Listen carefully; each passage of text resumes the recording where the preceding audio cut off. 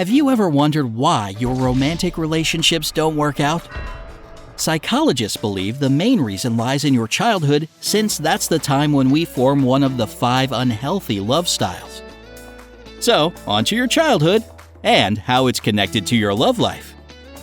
In their book, How We Love, Discover Your Love Style, Enhance Your Marriage, marriage and family therapists Milan and Kay Yurkovich discuss how your childhood experiences create certain love patterns that hold you back from building a loving and committed relationship. More specifically, they name 5 main love styles that you can develop thanks to your early years. So, let's see what they're all about. Number 1. The pleaser. Were you often described as a good kid when you were little? Do you feel anxious and upset when the people around you are angry with you? Do you hate conflict? If you gave 3 positive answers, you're most probably a pleaser. Pleasers usually grow up with either extremely overprotective or very critical parents. This kind of unhealthy environment makes them want to do everything they can to make their parents happy. But while everybody else is content, the pleasers themselves only get more and more anxious since they don't receive even half of the comfort they give to their parents. As a result, grown-up pleasers have difficulty saying no, establishing clear personal boundaries, and expressing their true feelings. In romantic relationships, they give their all to their partners, once again, doing everything they possibly can to make them happy. So when their partner wants to spend some quality time alone or with friends, pleasers get extremely depressed and anxious, thinking they're not enough. This can lead to misunderstandings and conflicts that pleasers simply can't handle. They find it really difficult to vocalize and address the problem, so they almost never express it.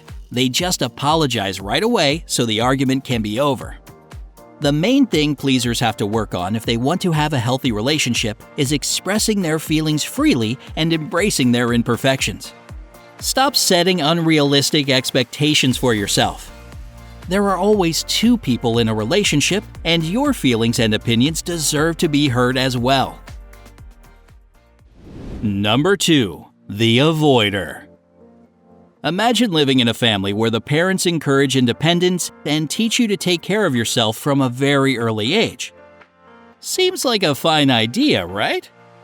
Not always. This is exactly the type of family that the next love style comes from. The avoider. Avoiders' parents focused way more on making their kids self-sufficient than showing them love and affection. Just like pleasers, the avoiders rarely received any type of comfort from their parents and never talked to them about their own personal concerns, insecurities, and issues. This experience taught them to suppress their feelings, which slowly found its way into their adult life. Avoiders are highly logical. They enjoy their space and almost never get emotional. Even more so, they feel really uncomfortable when someone else shows strong emotions. That's why the main problem in their relationships is the absence of emotional connection, as they find it hard to really bond with their partner, preferring to avoid issues instead of talking openly about them.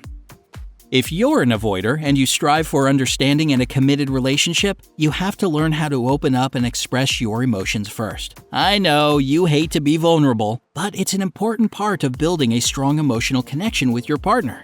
Try taking small steps and opening up to your friends and lover a bit more every day. It'll be awkward and hard at first, but after taking some time, you'll have no problem with it. Number 3. The Vacillator.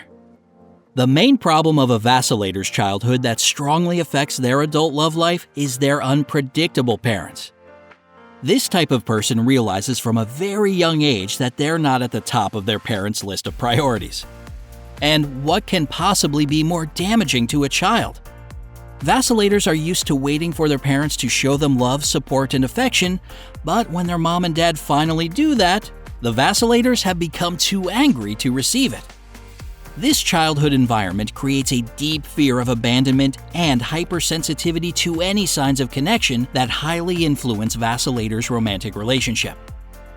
They strive to find the stable love they never received in their childhood and make one crucial mistake while doing it. They idealize their partner.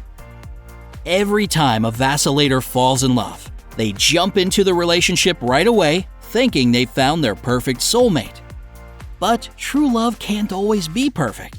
And when they realize that their relationship is far from flawless, vacillators become disappointed and doubtful. This leads to immature and unreasonable fights and usually ends with separation. So here's a little message to all the vacillators out there. Take time to actually know another person, and don't paint a perfect picture of them right away. Relationships are hard, and it takes time and effort to make them work. But if you manage to get through tough and turbulent times, you'll get the stable and beautiful love you've always wanted. Number 4. The Controller. For pretty much every controller you meet, their childhood is rather painful to remember. They were brought up in chaotic homes with parents who not only never offered them any protection, but were also the main source of their stress. This unfortunate experience teaches controllers to toughen up and take care of themselves and their future.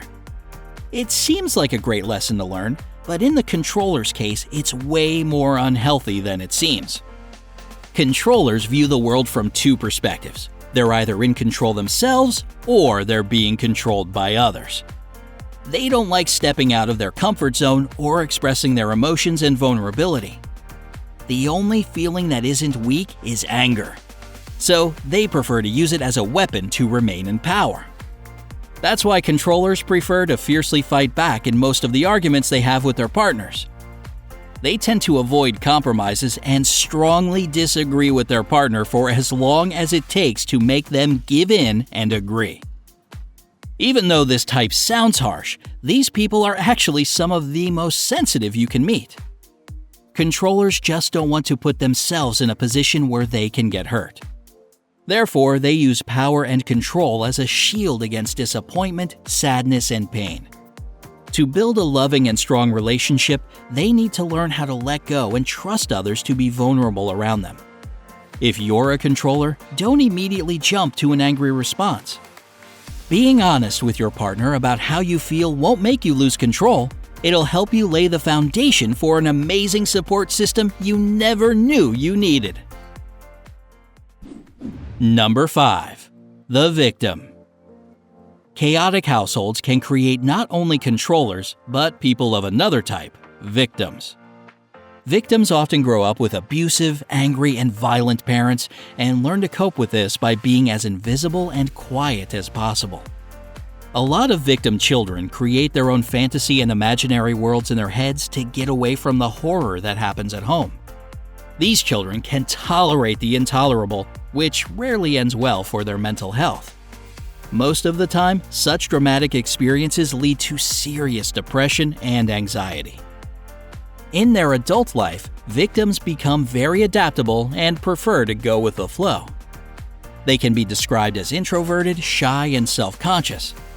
Of course, all this doesn't help them in their romantic love life at all. They have no idea what life is like without abuse and violence, so they tend to go for domineering, controlling, and even cruel partners. And since they learn to tolerate anything bad that comes their way from a very young age, they find it extremely difficult to stand up for themselves and leave. To find their happy ever after with a good person, victims have to sort out their own personal problems before committing to a relationship. Fall in love with yourself first, and do not accept any negativity or disrespect coming your way. If you're not on your own side, nobody else will be. Leave the pain in the past and start building a joyful future for yourself. So, which one of these love styles is yours? Tell us in the comments section below. Don't forget to give this video a like, share it with your friends, and click subscribe. Stay on the bright side.